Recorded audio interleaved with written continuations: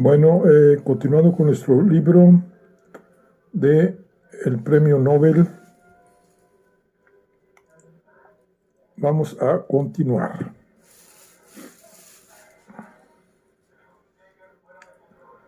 El restaurante Richie, situado en Birger Jarlsgatan 4, a varias manzanas de la fachada posterior del Gran Hotel, era uno de los restaurantes más caros y lujosos de Estocolmo. Todas las capitales cosmopolitas poseen su punto de reunión elegante, donde la élite, los ricos, los aristócratas, los grandes negociantes y los artistas famosos suelen darse cita, y en su calidad de niños mimados de la fama y de la fortuna, ocupan los mejores sitios y se mantienen a distancia de los clientes vulgares. Richie era uno de estos restaurantes del gran mundo. La galería encristalada que miraba a la calle, donde la música era suave, se hablaba en susurros y se podían contemplar a placer los altos y bien vestidos suecos de ambos sexos que circulaban por la elegante avenida.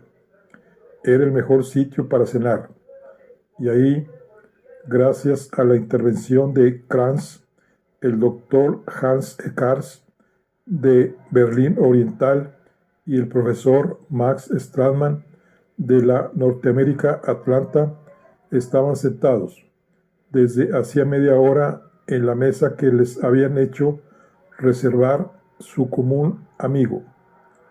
En aquel momento, Eckart guardaba silencio. Miraba cómo el camarero se llevaba los platos vacíos del consomé y le servía exquisitos bistec de buey de un cochecito, mientras otro camarero le llenaba los vasos de cerveza. Con los ojos entornados y los brazos cruzados, Stradman fingía observar el perfecto servicio, pero en realidad se dedicaba a estudiar al hombre que tenía sentado enfrente. Su encuentro en el vestíbulo, su paseo juntos hasta el restaurante, el comienzo del almuerzo, una vez estuvieron sentados a la mesa, todo se desarrolló con facilidad y sin el menor incidente.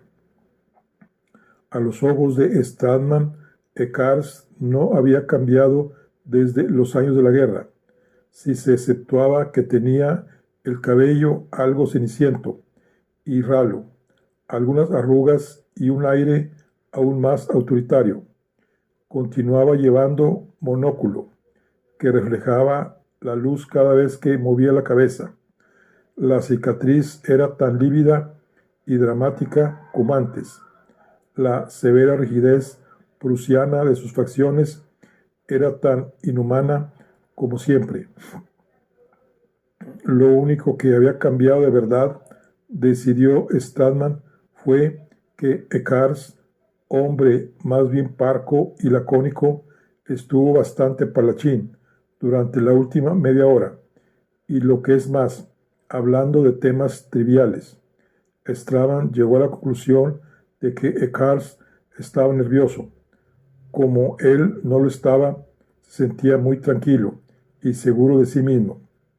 Durante aquella media hora, después de felicitar efusivamente a Stradman por la concesión del premio Nobel, Eckart se dedicó a evocar los aspectos más ligeros de los días que habían pasado juntos. Recordó anécdotas de su larga estancia en el Instituto Kaiser Wilhelms. Se refirió en términos jocosos a algunos de sus colegas y le dio noticias de los que habían sobrevivido, diciéndole qué fue de ellos. De manera muy hábil, Eckart se las ingenió para presentar aquel terrible periodo de confinamiento forzoso, de trabajo para el diablo, como una época agradable y divertida, como si todos ellos hubiesen sido miembros de un alegre club masculino, y como si aquellos fuesen los mejores recuerdos que ambos guardasen del pasado. Mientras los camareros se esfumaban discretamente, Stradman se dijo que no le gustaba aquella charla híbrida, que su compañero de mesa nunca fue de verdad su amigo, sino solamente uno que había entrado y salido del laboratorio durante 2 años, y que él ya era demasiado viejo para perder lastimosamente el tiempo con aquella cháchara vacía.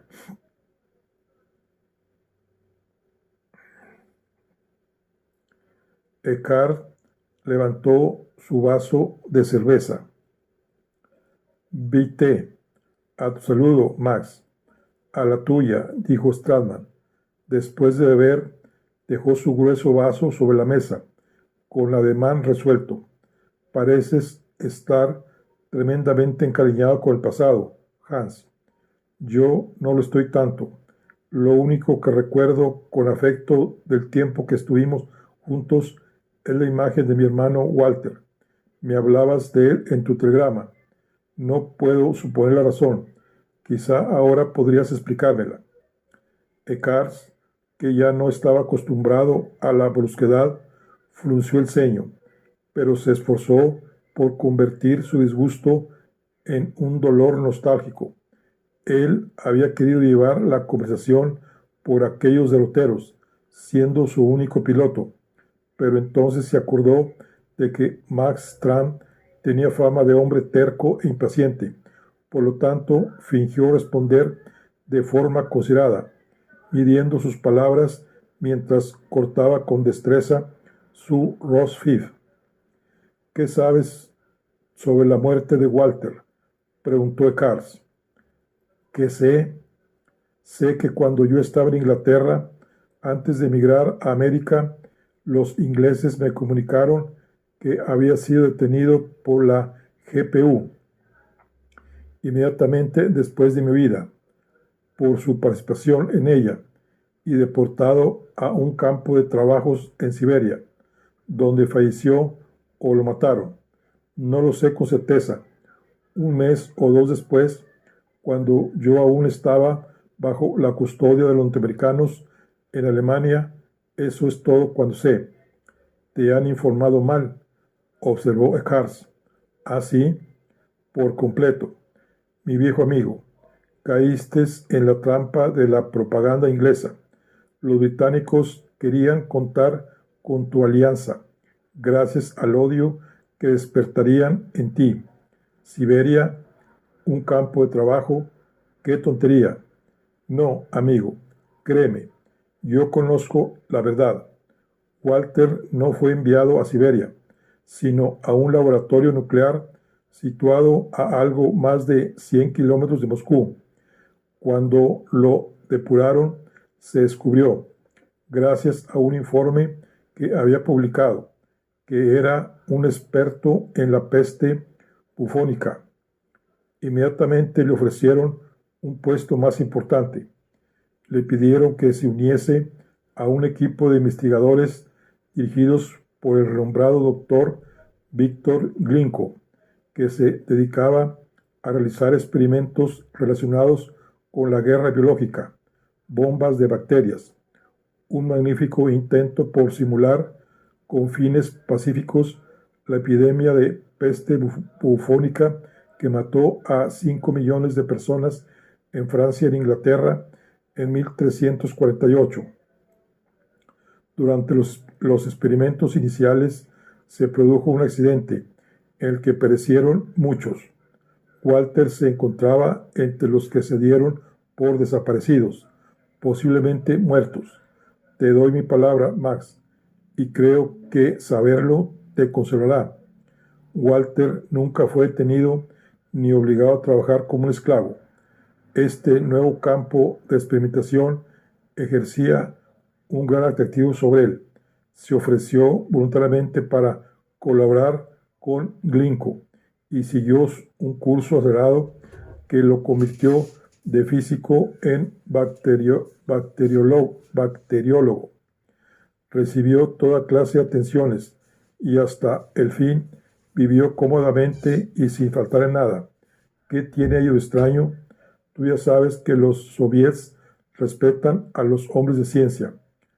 Así, dices que se ofreció voluntario para fabricar bombas bacteriológicas. Sí, lo siento, Hans, pero no te creo.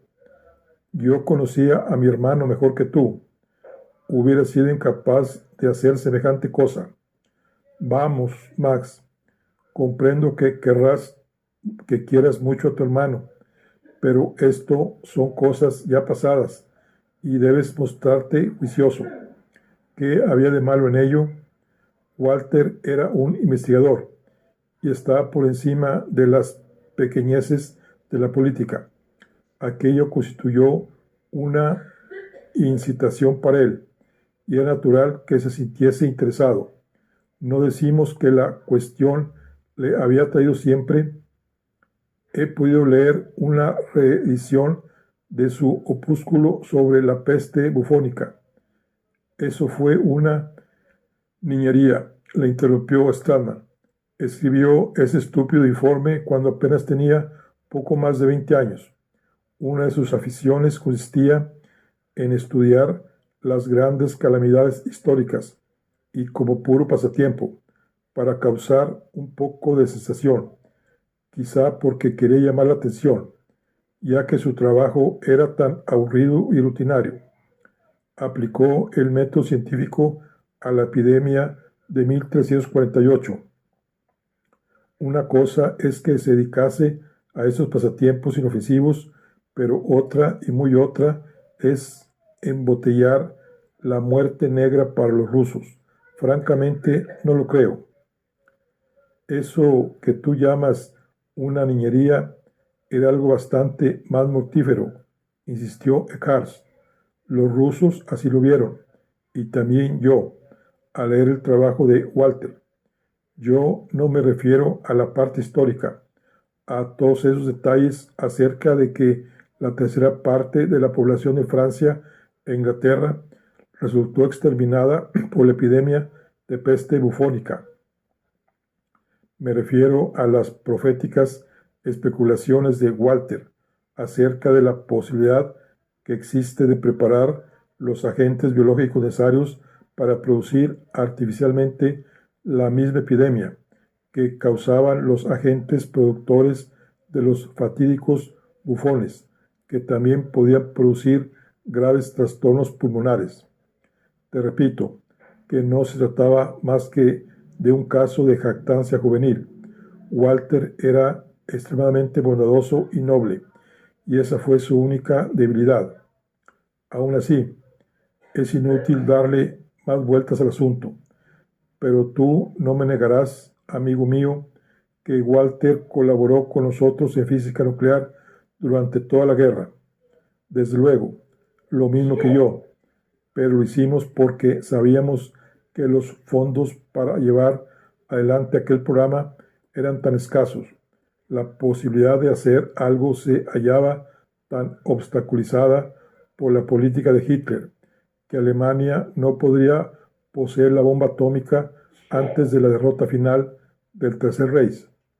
Si hubiese habido otra alternativa, Walter y yo hubiéramos terminado en los hornos crematorios de Hitler antes que cooperar, y Walter hubiera dejado que su mujer y su hija muriesen también. Straumann lanzó un bufido de cola. De todos modos, la mujer de Walter murió, igualmente en Auschwitz, y para nada. Eckhart adoptó inmediatamente una hipócrita expresión compungida. Esto fue una verdadera pena, una terrible equivocación. Desde luego, su sacrificio fue en vano.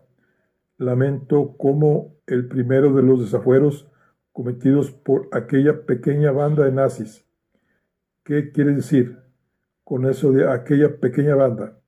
La culpa alcanza a toda la nación, a toda Alemania, no a 4 energúmenos afiliados a un pequeño partido político. Vamos, Max, tú no puedes creer eso, por amargado que estés. La gente son borregos que van a donde les dicen. No tienen idea de lo que sucede a su alrededor. Cada cual vive en su casa, en su barrio, y no ve más allá de sus narices. Hicieron falta millares de personas para sacar los restos humanos de los hornos de cremación y millones para fomentar la Wehrmacht. Para mí, todo esto es gente y los rusos no son mejores. Así que ahora tenemos un lindo cuento de hadas para apaciguar a los supervivientes. Walter fue tratado como un caballero y murió dichoso, cumplió su deber. ¿Son estas las noticias que tenías que darme? Siento que no quieras creerme. Ojalá pudiera, comentó Stradman. Bebió un trago de cerveza y de pronto la carne dejó de apetecerle. ¿De dónde has sacado ese cuento de hadas? Como tú sabes, yo ocupo muchos cargos de gran importancia en el Berlín Oriental. Tengo acceso a toda clase de archivos y fuentes de información. Se me metió en la cabeza averiguar qué había sido de los antiguos investigadores que trabajaban en el viejo Kaiser Wilhelms, con la idea de reunirlos de nuevo para efectuar investigaciones nucleares con fines pacíficos. Y así te enteraste del fallecimiento de Walter, encontraste su nota necrológica, su historia completa, y también su nota necrológica, como tú dices.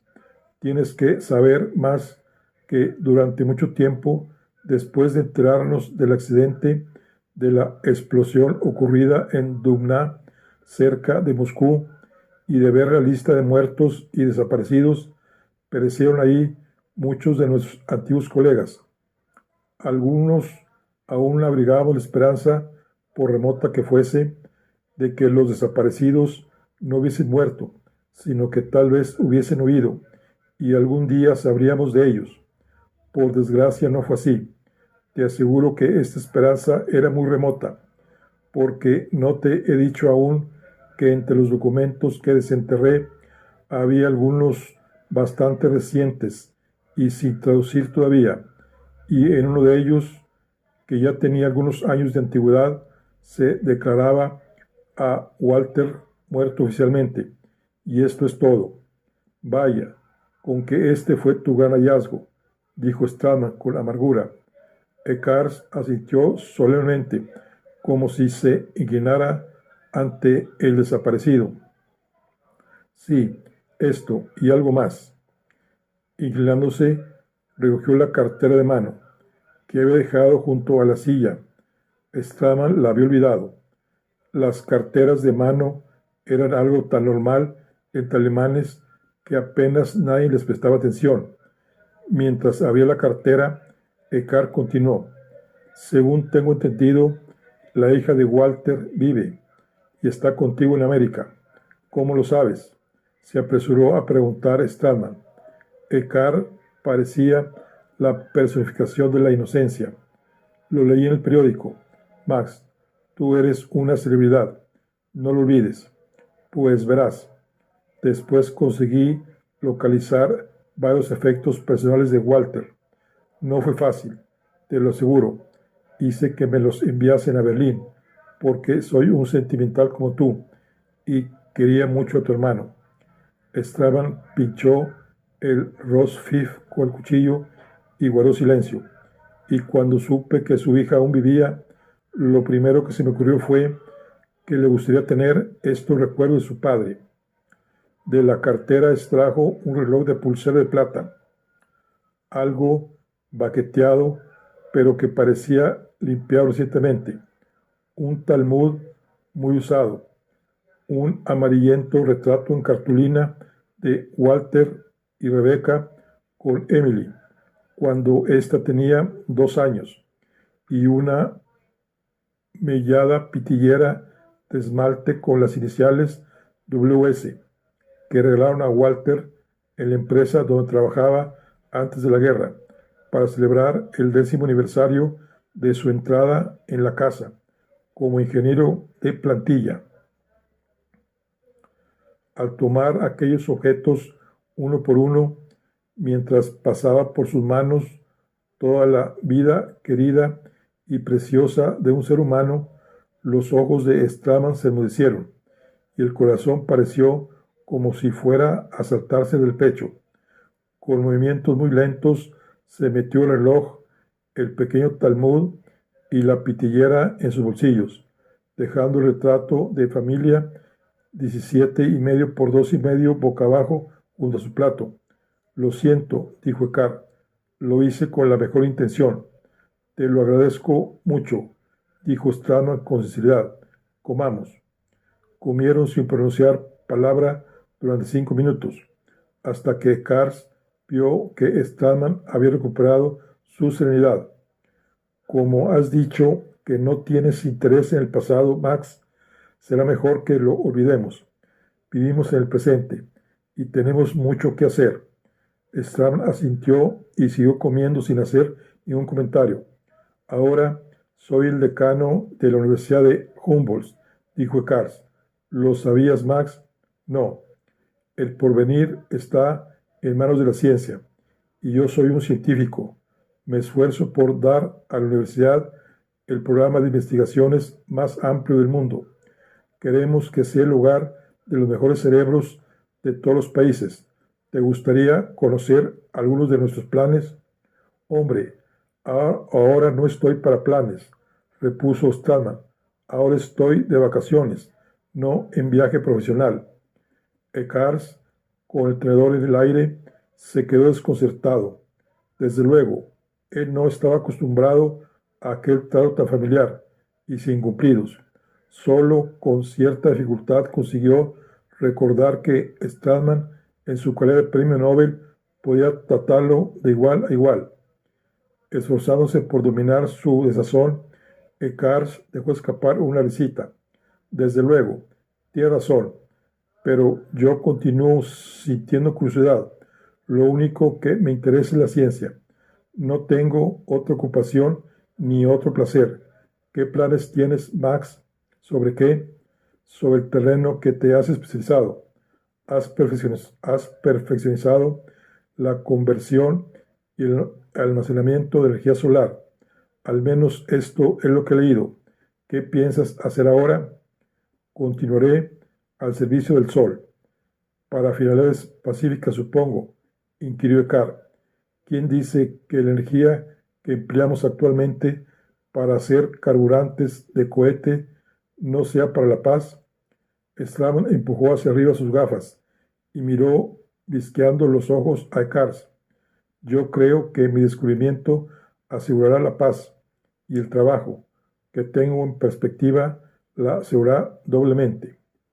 No sabes lo contento que estoy de oírte decir esto, Max, de saber que ambos laboramos para el mismo fin. Esto hace que me resulte más fácil revelarte una idea que ha cruzado por mi cerebro. ¿Qué es? Max, quiero que me escuches sin prevención. Oye lo que tengo que decirte. Después de una pausa le preguntó, ¿has pensado alguna vez en regresar a la madre patria? Straman levantó la mirada. ¿Qué quiere decir con eso? Hans, tus circunloquios hacen la conversación imposible. Vamos al grano. ¿A qué te refieres? Una elevada situación, la más elevada en Alemania y para ti. Serías el sabio más prestigioso de la Universidad de Humboldt y destacarías por encima de todos. Te proporcionaríamos vivienda, una casa, la que tú quisieras, un laboratorio particular y un salario triple del que ahora ganas. Todo esto para que volvieses a la tierra de tus mayores. Por primera vez trabajarías para ti, para nosotros, y que el diablo se lleve a nuestros dos enemigos. Straman dejó su tenedor y su cuchillo. Quiere decir que tendría que desertar de Occidente para unirme a los comunistas. Todas estas tonterías sobre el comunismo son niñerías, paparruchas. que os obligan a tragar en América. ¿Qué nos importa el comunismo? ¿Soy yo comunista acaso? Nada de eso. Soy un ciudadano y un hombre de ciencia alemán. Esta es la mejor religión y tú perteneces a ella. ¿De veras? Últimamente no se me consideraba así. Se me consideraba judío, no alemán. Max, ya nos hemos librado de esos bandidos. Habrá otros. Conozco a mi Alemania. Por fuera, la hermosa cumbre, la apacible Kurfürsterdams, con sus cafés, las Frauleins, con sus trenzas y cámaras fotográficas en miniatura, las ferias de juguetes, etc. Y por dentro, en lo más profundo, la lava hierve y burbujea, esperando el momento de la explosión. No siento amor por Alemania, Hans. Recuerdo con afecto mi juventud, pero no Alemania.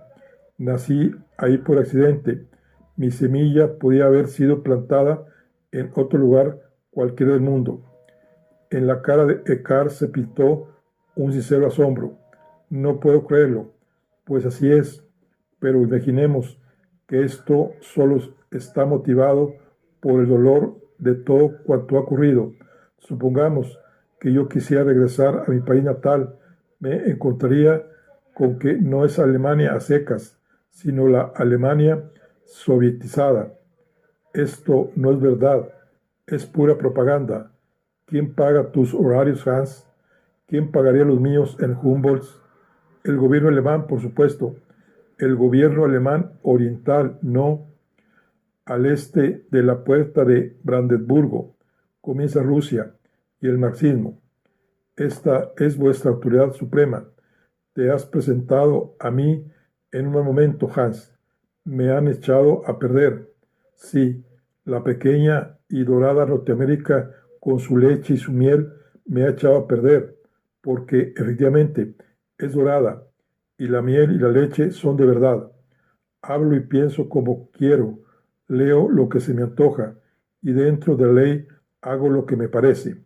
Cuando se ha conocido la hermosura de la libertad, no se puede ir a vivir con una ramera y su chulo. Eckhart había apretado los labios hasta que adquirieron un tinte violáceo. Esta libertad de que me hablas, ¿me tomas acaso por un paleto, Max? He visto fotografías de vuestros barrios bajos, de las oficinas para el paro obrero, de negros linchados por las calles. ¿Y qué me dices del despotismo que pesa sobre la ciencia de Oppenheimer y de los demás? Esto es vuestra tan cacareada libertad. Te prometo que en Alemania Oriental no encontrarías estas muestras de salvajismo, ni una vida tan primitiva. Stradman apartó el plato a un lado, mantenía aún su calma, pero echaba de menos la pipa. La libertad tiene sus propias úlceras, dijo. Los negros fueron esclavos, ahora lo son a medias, pero pronto serán libres. Bajo el comunismo, los alemanes nunca serán libres, ni ahora ni nunca. En Norteamérica subsiste la esperanza, vosotros la habéis perdido. Max, no quiero discutir con un viejo amigo. No me interesa la política, ni a ti tampoco. Max, lo único que quiero es tenerte con nosotros. Es muy sencillo, ¿verdad? No en Rusia, ni en América, sino en Alemania. Y si por motivos personales no quieres que sea en Alemania, estoy dispuesto a llegar a un acuerdo. Te permitiré trabajar en un país neutral, en Suecia, en Suiza, a tu gusto, a condición de que trabajes para nosotros. ¿Por qué? Porque trabajar para Norteamérica o Rusia no es trabajar para la paz, pero trabajar para la patria que con su fuerza impondrá la paz es lo único razonable que todos podemos hacer. Straban suspiró y trató de conservar un aspecto agradable. No sigas perdiendo tus energías conmigo, Hans. Ahora veo que no me invitaste a almorzar para hablarme de Walter, sino para hacerme esta proposición. Es inútil. Si aceptase tu dinero, me avergonzaría de mí mismo y no podría volver a mirar a Emily, mi sobrina, ni a la memoria de Walter y Rebecca. Ahora soy un ciudadano norteamericano, Hans, y pienso continuar siéndolo hasta el fin de mis días. El rostro de Eckhart había demostrado muchas emociones, y entonces, deliberadamente, solo quedó en él la de una amistosa resignación. Bien, Max, me inclino ante tus sentimientos. No podrás censurarme por haber querido obtener los servicios del primer físico mundial, ¿verdad? Hubiera sido un hermoso trofeo para añadirlo a mi colección. Pero, ya que tu obra es tan importante, lo único que te ruego es que la dirijas hacia la paz. Deja que cuide yo de mi criatura, Hans. ¿Cuánto tiempo permanecerás en Estocolmo? Hasta un día después de la ceremonia. Creo que se celebra el 11, el tiempo justo para embolsarme el cheque. Después, tal vez me lleve a Emily a París para pasar ahí una semana. Todas las jóvenes tienen que conocer París, aunque solo sea una vez. Después me embarcaré para América. Tengo mucho que hacer. ¿Y tú, Hans? Yo tengo que resolver algunas cosillas que tal vez me retengan unos días más. Tras una momentánea vacilación agregó: Max, si alguna vez necesitas dinero y quieres tomar nuevamente mi consideración, a mi edad ya no necesitaré más dinero. Me basta con mi sueldo. Es bastante generoso y además tengo ahora el premio Nobel. En aquel momento, Eckhart aborreció el premio Nobel, que por una ironía de la suerte había facilitado a Straman los medios de rechazar su ofrecimiento, al convertirlo en un hombre independiente desde el punto de vista económico. Pero al propio tiempo, la concesión del premio había sido necesaria para traer a Straman ahí y permitir que él lo tentase con su oferta. Los planes de Eckhart y la ejecución de los mismos por parte de Kranz habían sido inteligentes, impecables. Únicamente el tiro les había salido por la culata. A veces la gente cambia de idea, dijo Eckhart, sin perder las esperanzas. Quizá un día puede ofrecerte una oferta mayor. Nunca será lo bastante elevada. No perdamos las esperanzas, ya veremos. ¿Tomarás postre, Max? Estrada movió negativamente la cabeza. No, creo que en un solo día no pueden oír nada más.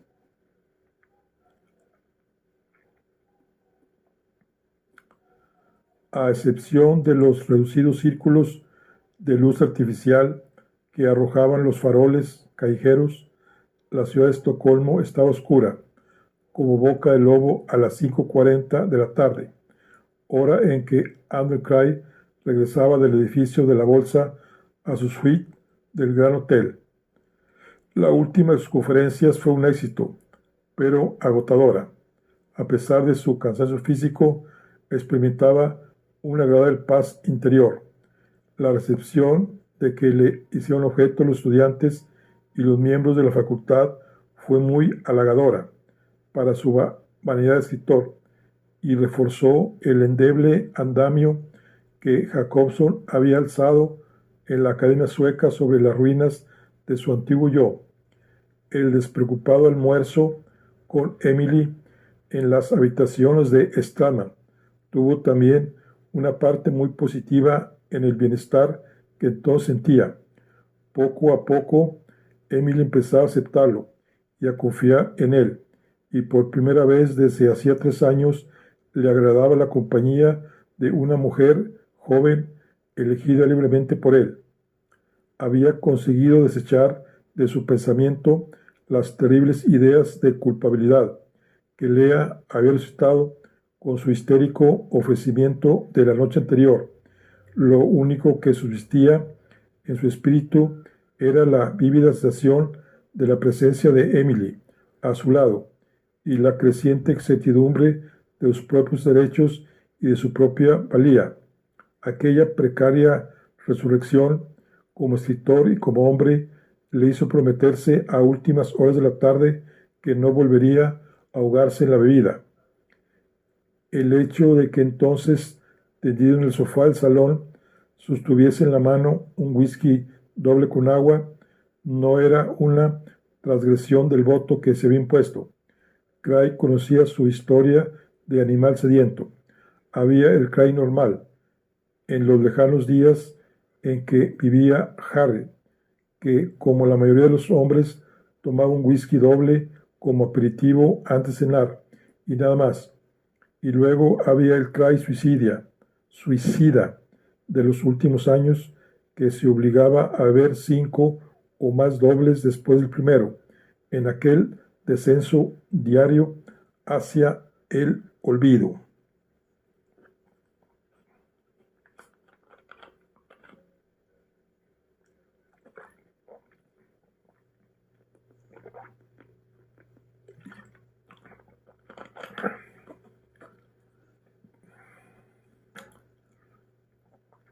Aquella noche era ya las 6:14.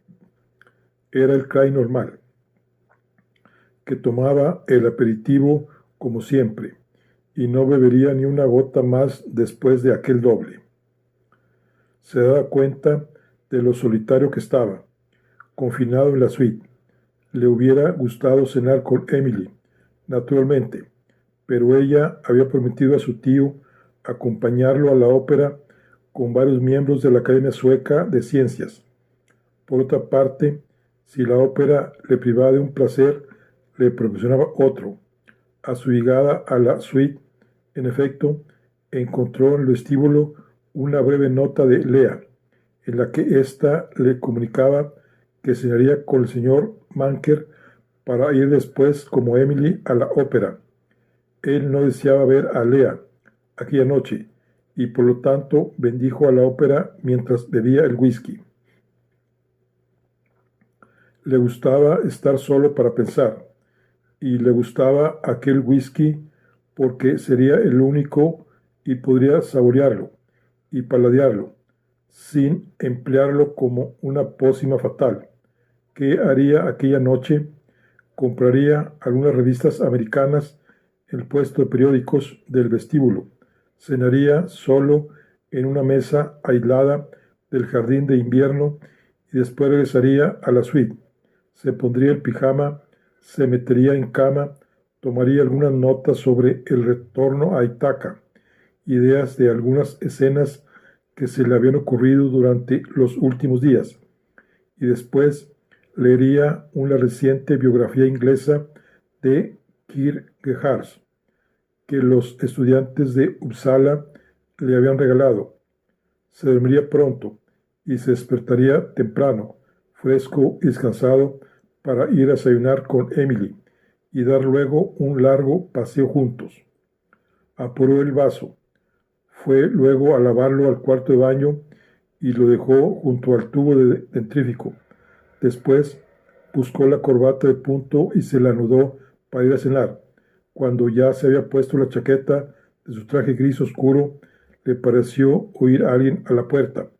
Acercándose a la cortina, escuchó. Efectivamente, estaban llamando con los nudillos. Corrió hacia la puerta y la abrió. Una señorita estaba de pie frente al umbral, el corredor. «¿Qué tal, Mr. Craig?», le dijo. De momento no la reconoció. Llevaba un sombrerito de trovador muy inclinado sobre su flequillo pardo rojizo. Su nariz era como el pico de una gaviota. Su boca, que mantenía fuertemente cerrada, solo parecía tener un labio. Llevaba un grueso capote de corte militar y bajo el brazo, como una valija diplomática encadenada a la muñeca, un desmesurado bolso de piel negra. Cuando se exponía a presentarse nuevamente, empezó a parpadear de una manera desconcertante, y Craig le reconoció al punto. «No me recuerda», le dijo ella. «Soy Sue Willey, de Consolidated Newspaper». Claro que la recordaba, y sintió deseos de darle con la puerta de las narices, pero está demasiado sereno para mostrarse grosero. ¿En qué puedo servirla?, le preguntó fríamente, ¿o ha venido para ver si aún puedo mantenerme derecho? Siento que se lo tomase usted así, Mr. Cray. Son cosas del oficio. ¿Cómo quiere usted que escriba artículos si no puedo hacer preguntas? Hay oficios y oficios. Ojero Cray. Lizzie Borden también tenía uno, pero la absolvieron, dijo Sue Willey. Mire, Mr. Cray, como le digo, lamento que... No pienso invitarla a entrar, le atajó Cray, y tampoco pienso quedarme aquí, de pie. Es que dígame, ¿qué desea? Tengo abajo a una persona que desearía conocerle. Es alguien a quien creo que también desearía conocer. ¿Quién es? Durante su conferencia de prensa, usted elogió a Gunnar Gotling, presentándolo como el mejor escritor sueco contemporáneo. Está en el vestíbulo. Le prometí que se lo presentaría. Inmediatamente Cray se sintió interesado. Sin embargo, aún vacilaba. ¿Y qué tiene que ver Gotling con usted? Lo he conocido en cumplimiento de mi misión informativa. Estoy realizando una serie de entrevistas con personalidades suecas acerca del premio Nobel. Esta tarde conseguí una cita con Gotling. Tomamos unas copas juntos. Es un gran conversador y sabe muchas cosas.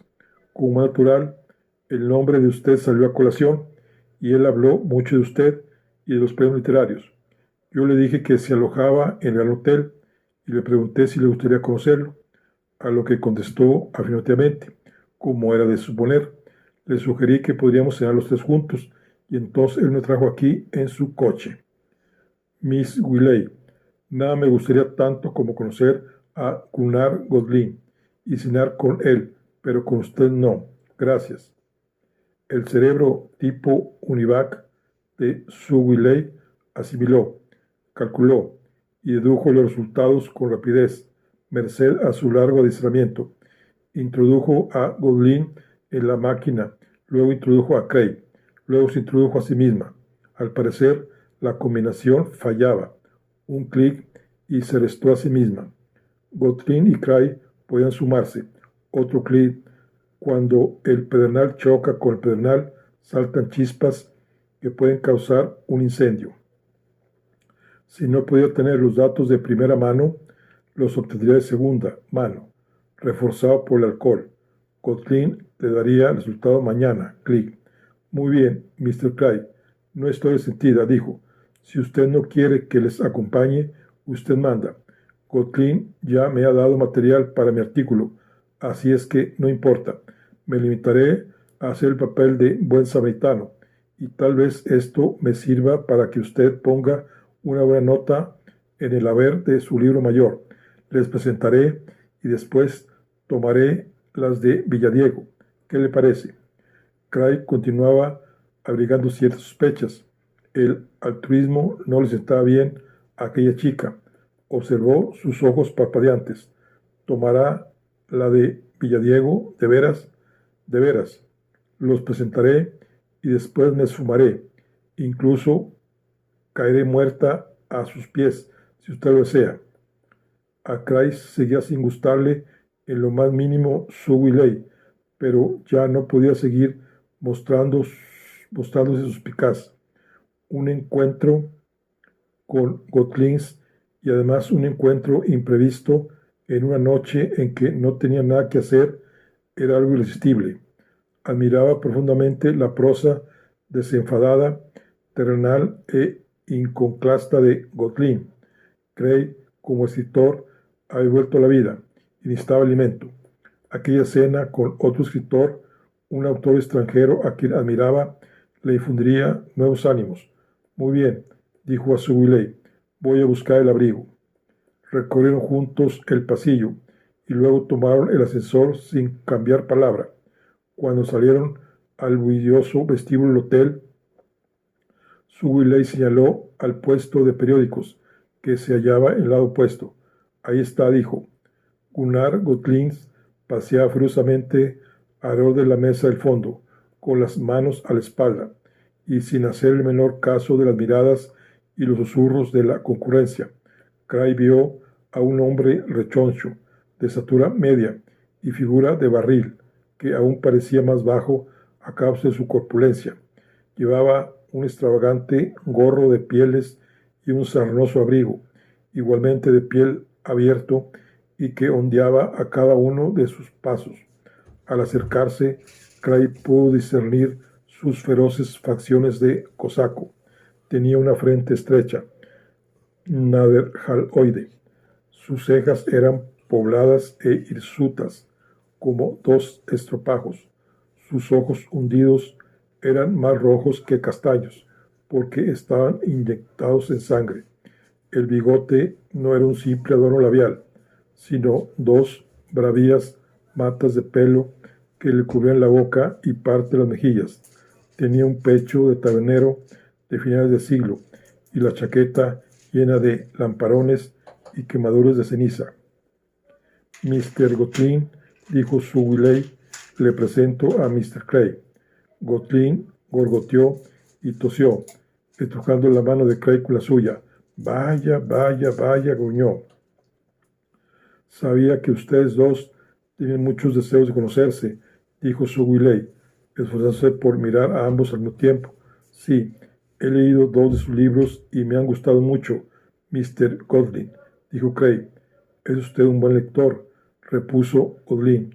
En cuanto a los suyos, ya hablaremos. Primero bebamos. Paseó su mirada por el vestíbulo, arrugando la nariz. Esto es repugnante.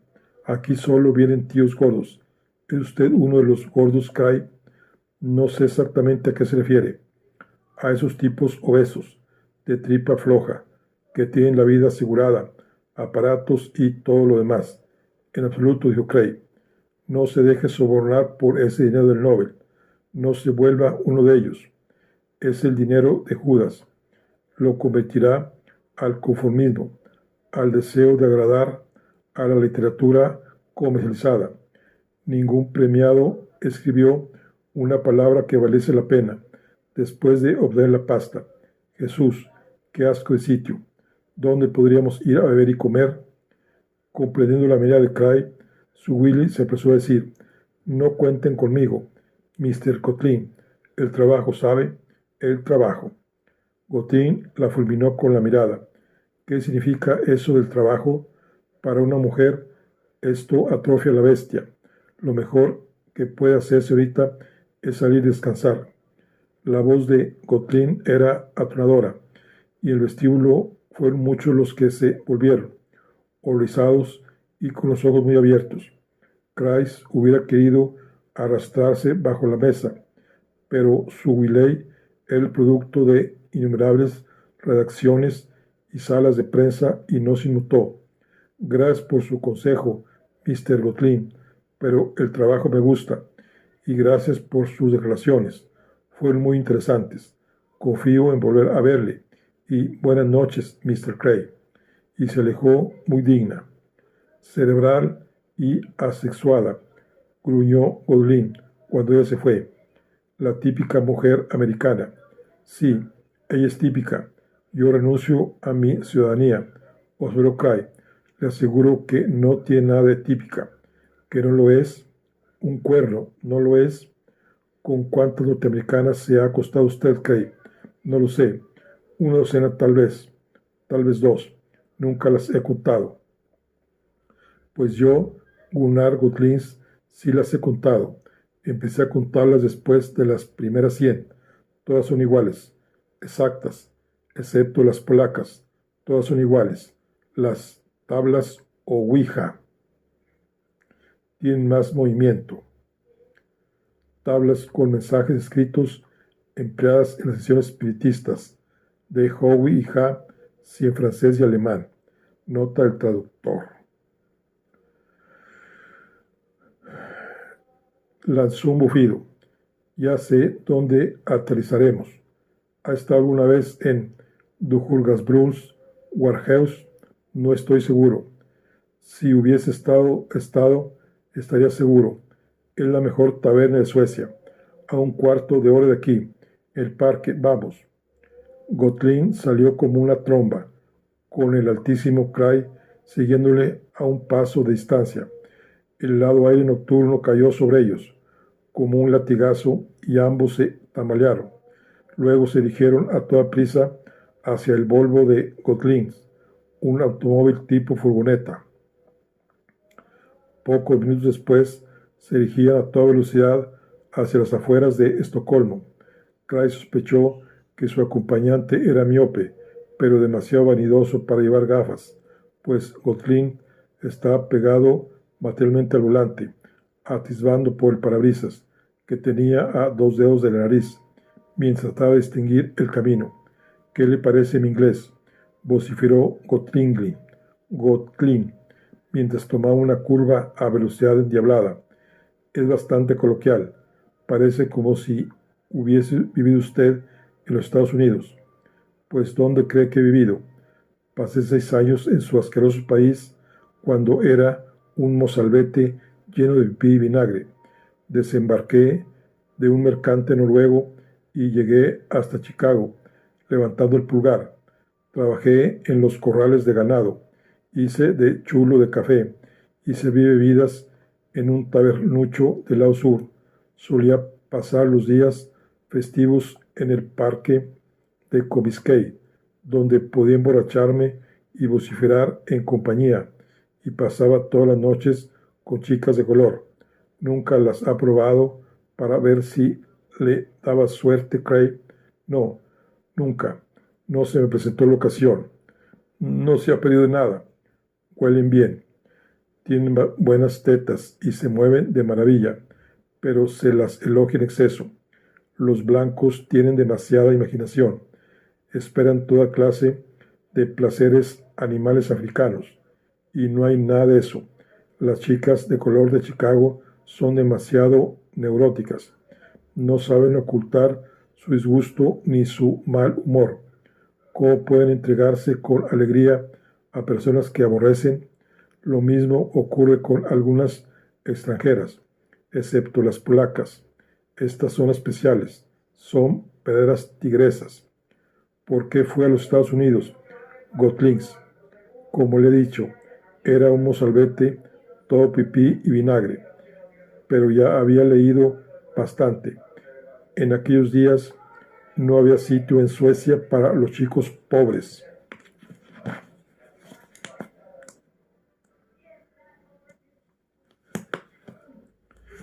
Pero ya había leído bastante.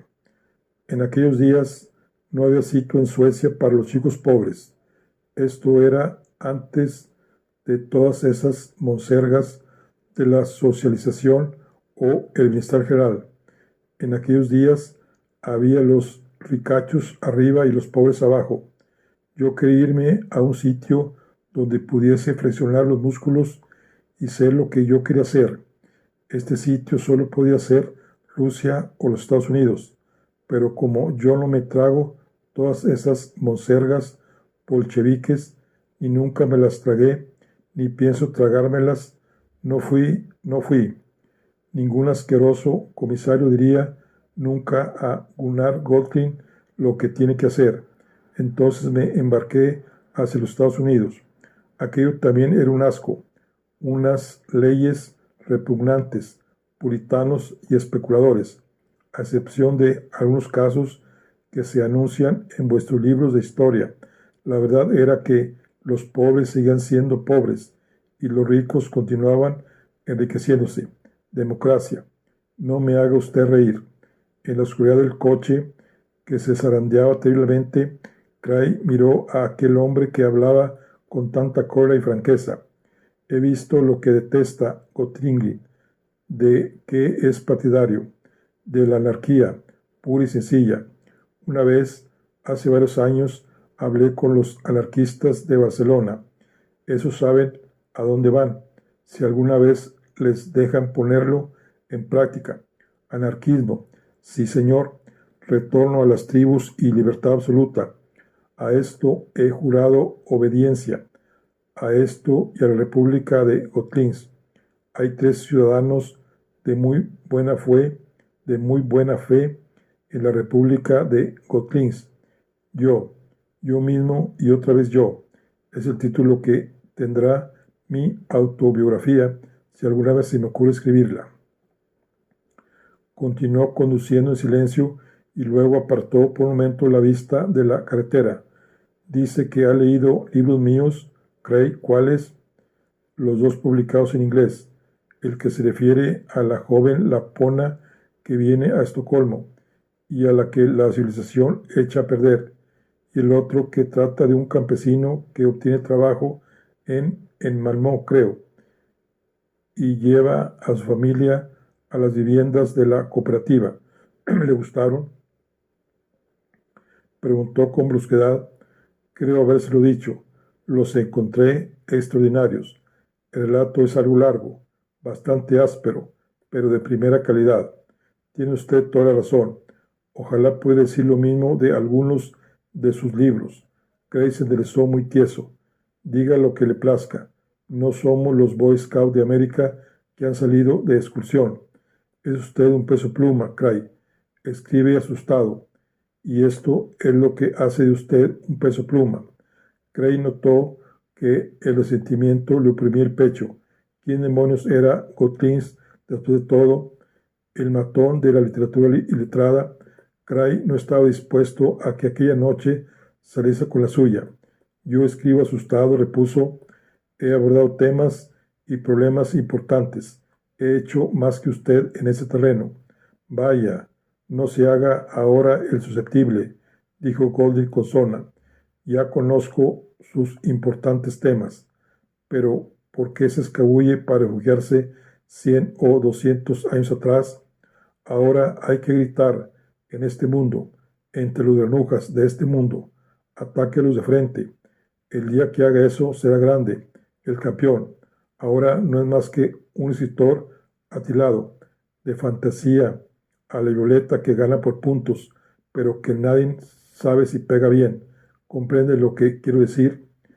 Craig lo comprendió demasiado bien y sabía que era lo mismo que Harriet le había dicho con otras palabras, pero no le gustaba oírlo aquella noche. Sabía que si había salido con Göttling era para recibir nuevas inyecciones de valor, y en cambio era todo lo contrario. Su resurrección era demasiado reciente para soportar aquel castigo. Permanecía sentado, hosco y silencioso. Hemos llegado, dijo Göttling, dando vueltas al volante como un loco. El coche salió de la carretera y se detuvo al pie de una escalera de piedra que ascendían hasta la entrada de un edificio cuyo aspecto recordaba a una posada inglesa del siglo XVIII. Hacía demasiado frío para entretenerse en el Volvo. Ambos subieron la escalera a toda prisa y penetraron en el cálido recibidor de Durhastbrunns Warsthus, mientras una camarera le ayudaba a despojarse del gabán. Craig observó a su izquierda el comedor principal, con mesas cubiertas de inmaculadas manteles ante las que se sentaban ya algunas parejas, y a la derecha el bar, con más concurrencia. ¿Qué será, Craig? Le preguntó Golding. ¿De comer o de beber? Creo que una copa no me iría mal. Göttling hizo una grotesca mueca bajo su feroz bigote. Veo que nos entenderemos. Entraron en el bullicioso bar. Había una docena de hombres en la habitación, algunos encaramados en los taburetes del bar, varios mirando la televisión, que daban una comedia, y el resto acurrucados en torno a las mesas de madera. Por lo visto, Göttling era muy conocido ahí, pues por doquier recibió muestras de afecto y él los maldijo cariñosamente. Condujo a Craig a una mesa del rincón, algo apartada de las otras, y se sentaron en unas sillas tapizadas con una tela a cuadros, gruesa como una manta de caballo. Göttling pidió una ginebra doble con hielo, y Craig un whisky doble también con hielo, y ambos esperaron, fingiendo interesarse por la actividad de un joven que arrojaba dardos contra una desgastada tabla situada debajo del aparato de televisión. Cuando llegaron las bebidas, Craig se echó media copa al coleto de un solo trago. notando con agrado el calorcillo familiar que se difundía por sus venas. Y luego volvió a beber, dándose cuenta de que Gotlin lo miraba, se volvió a medias hacia él. Gotlin hizo un gesto de aprobación. Ya sabía que era un buen bebedor, Cray. Creo que por eso me he molestado en ir a verle. ¿Quién le dijo que yo era un bebedor? Esa dama que tiene cristal molido en la vagina, esa Miss Willey. Ah, ese penco. Pero aunque ella no me lo hubiese dicho, lo hubiera sabido. Conozco a un bebedor por el modo de empinar el codo. Los aficionados dan sorbitos, chupaditas y acarician el vaso, convirtiendo a la bebida en una ocupación secundaria, pero los profesionales, como usted y yo, la trasegamos sabiendo que hay mucha más en el sitio de donde vino y convirtiéndola en la cosa más importante, pues lo es, con excepción de acostarse de vez en cuando con una mujer y a veces escribir. A mí no me gusta beber, Gotlin. Lo hago con el mismo estado de ánimo con que Sócrates se tomó la cicuta, como una necesidad para no seguir viviendo. Es usted un tipo complicadísimo. Desde luego, ¿no se lo dijo también su Willey? Tomemos otra copa. Gotlin llamó con su vocerrón al barman, que estaba al otro extremo de la pieza, y en cuestión de segundos le sirvieron nuevas bebidas. ¿Por qué la vio? Le preguntó Cray. ¿A quién? A la dama de cristal molido, donde he dicho. A esa. Quería publicidad. Se me pone a fastidiarme, Cray. Ya tengo bastante publicidad. Esa dama me telefoneó para decirme que sabía que yo había sido 6 veces candidato para el premio Nobel, pero nunca me lo habían dado. Añadió que escribía una serie de artículos sobre todo ese tinglado y me preguntó si tenía algo que decir. Sepa usted, amigo, que ese premio Nobel es uno de mis temas favoritos de sobremesa. Cuando me pongo a hablar de él, llega a, llega a darme tanto gusto como un orgasmo. Entonces le dije que viniese volando. Llenó 2 cuadernos de apuntes. ¿Por qué no le han dado el premio Gotlins? ¿Por qué no lo obtuvo Strindberg? Es lo mismo. Le voy a decir mi ficha. Soy 2 veces divorciado. La primera por golpear la pared con la cabeza de mi mujer y la segunda por acostarme con mi hijastra. He tenido una querida danesa durante 5 años.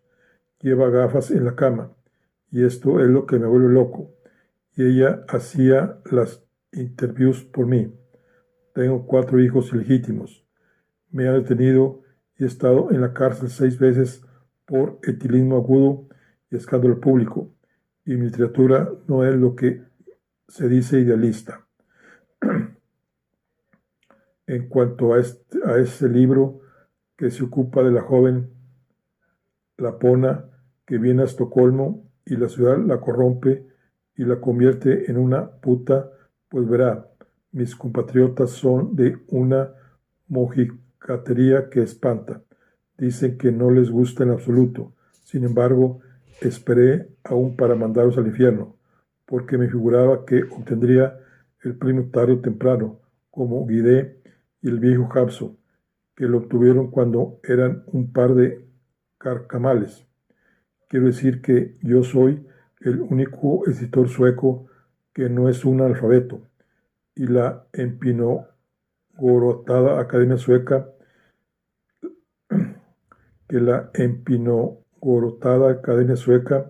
y sus miembros que les gusta masturbarse, es decir, galardonarse y premiar a los suyos, tarde o temprano, según me figuraba, desearían premiar a un sueco, y este tendría que ser yo. Los honores me importan un bledo. Lo que yo quería era la pasta, que siempre me serviría para algo. Pero yo tengo mis soplones, y hará cosa de 2 años me enteré de que no había parné. Entonces dije, ¿qué demonios? No se puede tener toda la vida. Ahora voy a divertirme a costa de esos granujas. Así, en 6 meses de achisparme y garrapatear, saqué una novela sobre los 18 inmortales de nuestra academia, apenas disfrazados de cómo son en la intimidad. Y amigo, qué exitazo. Yo me embolsé mis buenas coronas, y ellos me amenazaron con llevarme ante los tribunales, pero estaban asustados. Este libro no se ha publicado en América, es demasiado especial, pero yo ajusté las cuentas a esas momias del Comité Nobel, y por esto no verá usted nunca mi nombre al lado del suyo, del viejo Thomas Mann y el viejo Rudyard Kipling. Cray apuró su segundo doble y pidió un tercero, lo mismo que Gunnar Gottlin. ¿Cómo debo interpretar eso de que a los académicos les gusta calumniarse a sí mismos y premiar a los suyos? Le preguntó Cray. Nepotismo, amigo mío, nepotismo a la antigua, de buena laya, respondió Gottlin.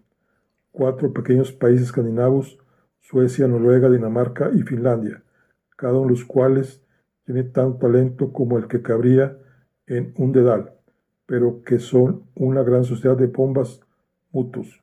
Pasemos revista, por ejemplo, a los primeros 70 años del premio Nobel. 31 de los premios se quedaron en los países escandinavos. ¿No parece increíble? 30 premios durante el primer medio siglo. Suecia y Noruega no hacen más que darse palmaditas a la espalda y dar coba a sus vecinos nórdicos. Valiente tinglado. Esto no es lo que quería Nobel, ¿verdad?